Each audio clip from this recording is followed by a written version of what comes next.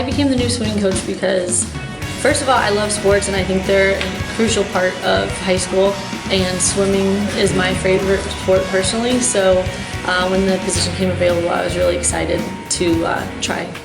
Swimming is different than any other sport because it is a team sport, but it's also very individualized, so it gives swimmers the feeling of being on a team, but also pushing yourself to do better. And not that you don't do that on a team, but you really have no one else to blame, for example, when you don't do well in an individual event because you're the only person in that event.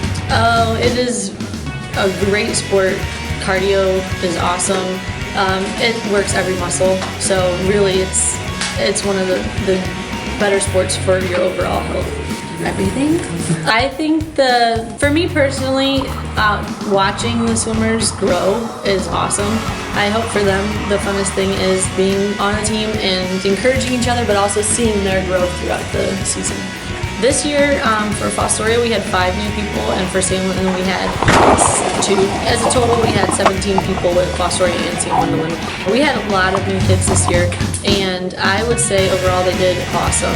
I think your idea of swimming when you first started is different than what your idea is at the end, but the growth was just amazing in watching them be able to do, some of them started with barely being able to do a whole lap and then doing a 200, which is 8 laps. Well, I think it's important to know that we swim at the YMCA, but also we are doing lifting this year as well. So you have 2 nights a week that you have to be lifting.